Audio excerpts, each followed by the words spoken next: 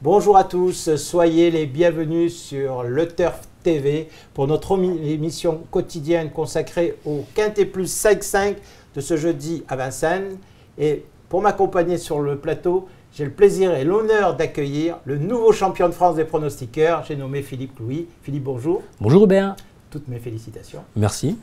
Et mon complice, Pierre Arena, le rédacteur en chef de Stato Turf Magazine, pour sa fameuse stat du jour. Bonjour Pierre. Bonjour Hubert. Bonjour à tous. Voilà, le décor est planté. Sans plus attendre, nous allons faire dérouler le sommaire avec l'analyse de la course, la stat du jour par Pierre Arena, le pronostic de nouveau champion de France des pronostiqueurs et son ticket tout fait au 5-5 sur leturf.fr.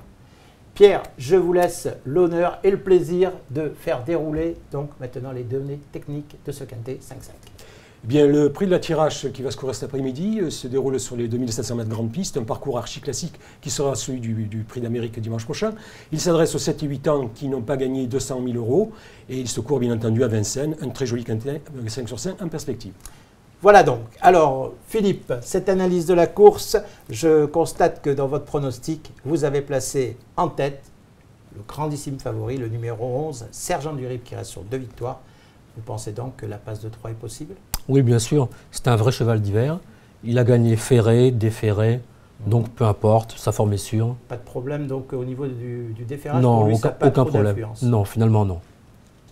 Donc pour vous, c'est la base. C'est la base solide. Cette base donc pour ce quintet 5-5 et pour lequel, Pierre, je crois que, est-ce que vous avez un petit bémol à apporter ou au contraire vous appuyez fortement cette candidature?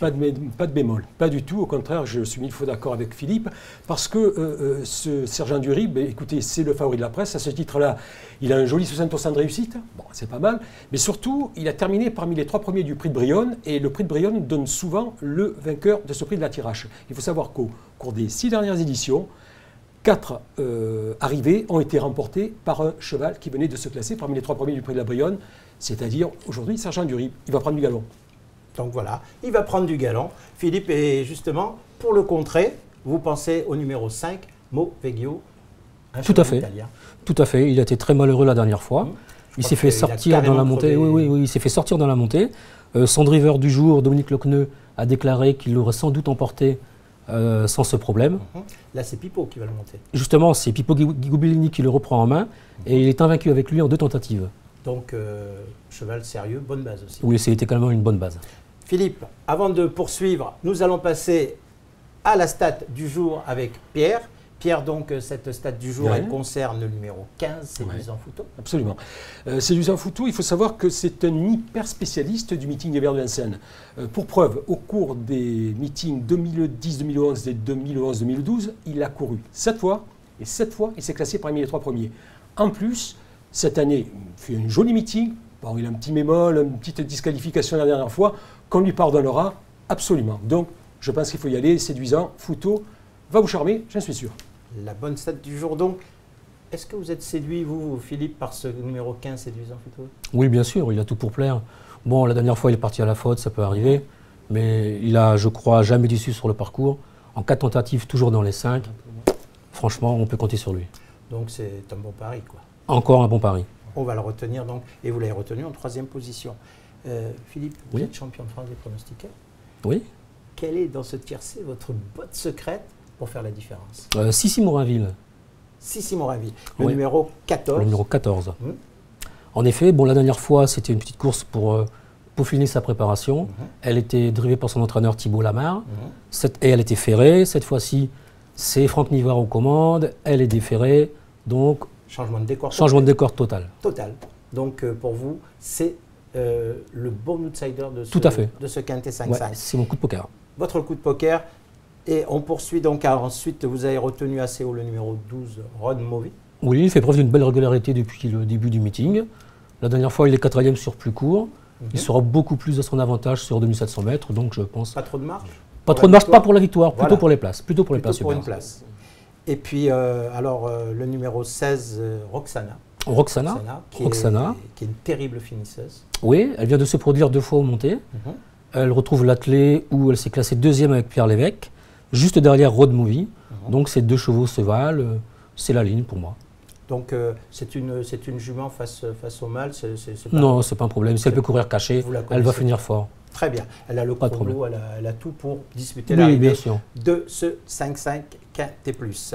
On poursuit avec le numéro 8, Sapin du Pont, qui n'est pas le cheval de tout le monde non plus. Non, mais c'est un amour de cheval. Bon, la dernière fois, il avait été malheureux. Il est venu trop tôt en tête. Avec lui, il faut attendre. Si ça se passe bien, si son driver peut le cacher au maximum, il va finir. C'est un peu comme Oksana. C'est vrai que les rayons ont été pas mal malheureux durant ce meeting d'hiver. Ouais, il n'arrive pas à gagner, déplace, mais pas trop de victoires. J'espère. Vous espérez? Oui, oui. Et on conclut avec le numéro 13, Ruby de Morchy, qui, pareil, quand je regarde la presse, il se situe seulement en 8-9e position. Et donc, vous l'avez mis à peu près à cette place-là et vous espérez le voir à l'arrivée? Ben oui, parce que la dernière fois, bon, il est resté dernier pratiquement tout le parcours. Il est venu finir en retrait convenablement. Bon, l'eau n'a rien d'exceptionnel. Il peut très bien se retrouver 4 ou 5e. Il va être à 20-25 contre 1. Vous allez tout à fait. On peut faire sauter la banque avec ça. C'est possible, bien sûr. Bien. Eh bien, écoutez, je crois que c'est le moment de passer au récap de votre pronostic en chiffres.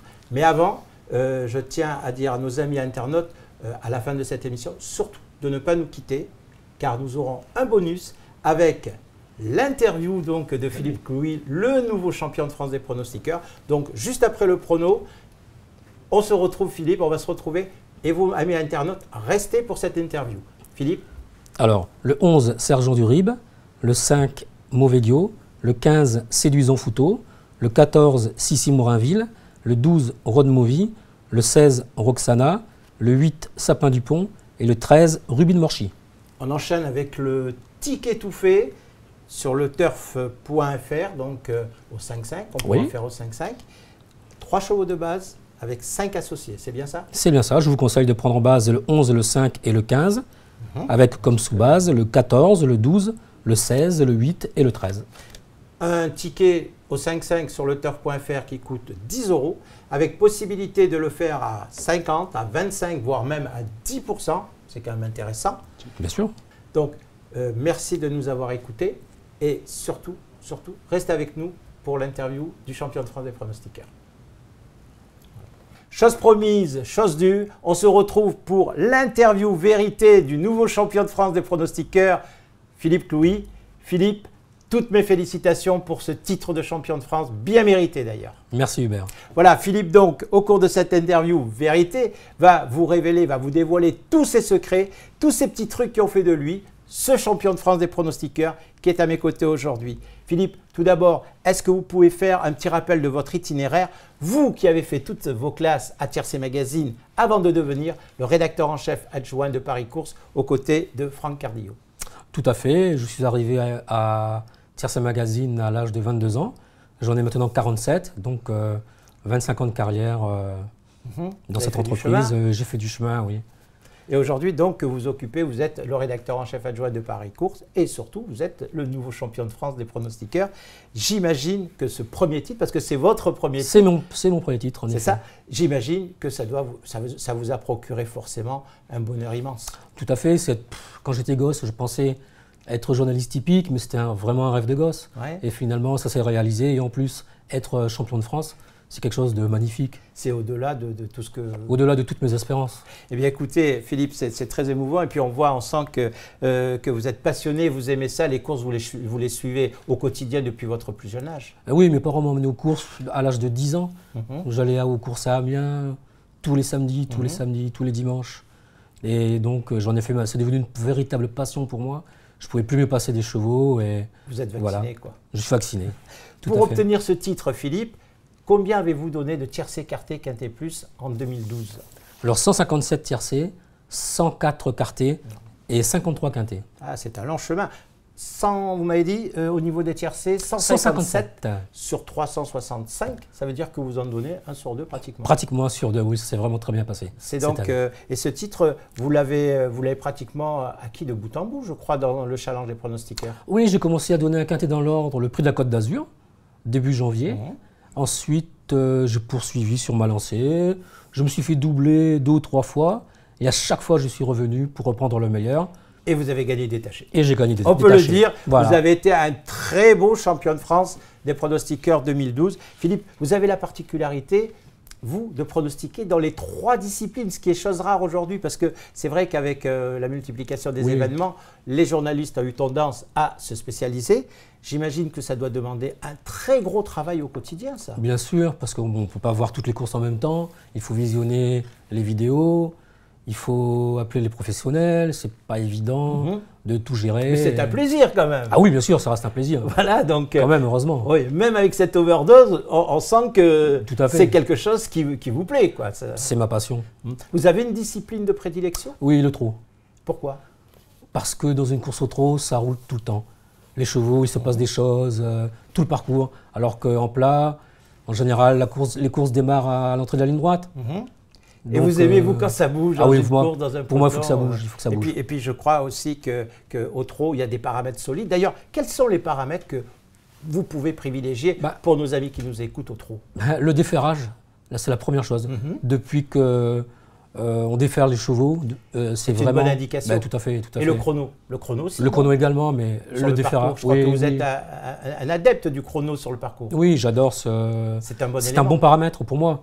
Mais bon, le déferrage, c'est incontournable. Les drivers aussi, non? Les cache pilotes, je crois que vous êtes sensible à ça. Les cache drivers, oui, comme Jean-Michel Bazir, c'est le top des tops. Et en plat, quel est le paramètre? Est-ce que c'est le terrain? En plat, oui, bon, les places à la corde, le terrain. Le terrain lourd, en ce moment, bon, le terrain lourd, c'est primordial. Et en obstacle? Pareil, c'est aussi le terrain et l'aptitude à l'hippodrome. Parce que bon, un sauteur qui va bien courir à peau ne va pas forcément réussir à hauteuil derrière. Donc il faut vraiment… On sent que vous êtes donc très très proche de l'analyse du papier. Est-ce que vous accordez également une importance aux déclarations des entraîneurs et des jockeys avant la course, ou pas du tout? Oui, bien sûr, on est obligé, mais j'écoute surtout nos consultants par course, qui sont Thierry Tulliez en plat, Cyril Gombeau en obstacle et Éric Raffin au trot. Un beau trio. Ah oui. Et vous donne de très bonnes infos. De très bonnes infos. Et vous les utilisez un peu pour faire votre pronostic. Naturellement. Voilà. Donc on peut associer, je crois, toute l'équipe de Paris Course à travers votre réussite et ce titre de champion qui rejaillit sur toute l'équipe, j'imagine. Bien sûr. Et un mot aussi, depuis que je suis arrivé, je dois quand même vous remercier. C'est vous qui m'avez accueilli, ainsi que Franck Cardillo. Qui vous a donné… Qui est mon rédacteur en chef actuel. Tout à fait. C'est bien de rendre hommage. Merci Philippe. C'est normal. Quel est l'événement qui, en 2012, vous a marqué le plus? Les problèmes de Jean-Michel Bazir. Les problèmes de santé. Oui, les problèmes de santé de Jean-Michel Bazir. Vous avez été très marqué par ça, parce que vous l'avez dit, on va dire Jean-Michel Bazir, entre guillemets, c'est un peu votre idole. Oui, mais c'est le top des drivers. Depuis que je m'intéresse aux courses, je n'ai jamais vu un driver comme ça. Pour moi, toute génération confondue. Et ça vous a fait mal au cœur de voir un homme comme ça, qu'on croyait indestructible, tomber comme ça de son piédestal à cause d'un AVC? Oui. Il sait bien. Mal au cœur, certes, mais depuis, tout est rentré dans l'ordre. On dirait il drive comme avant. C'est inimaginable. Inimaginable. 50 victoires, je crois. Plus de 50 victoires au cours de ce meeting d'hiver. Tout à fait. C'est l'homme fort. Ah, complètement. Ah oui. Philippe, eh bien, écoutez, on arrive au terme de cette interview. Qu'est-ce qu'on peut vous souhaiter sur un plan professionnel pour 2013? De faire aussi bien qu'en 2012. C'est-à-dire rester champion de France des pronostiqueurs. Ça s'est jamais fait, ça? Non, ça n'a jamais été réalisé, alors voilà. C'est mon souhait le plus cher. Votre nouveau challenge? Voilà, c'est mon nouveau challenge. Eh bien, écoutez, Philippe, on est encore dans la période des vœux. Eh bien, au nom de toute l'équipe de Le Turf TV, eh bien, nous allons vous souhaiter de remporter ce deuxième titre et on aura le plaisir, je l'espère, de vous accueillir l'année prochaine, même heure, même endroit, pour une nouvelle interview. Je le souhaite, Hubert. Merci Philippe et encore bravo. Au revoir à tous.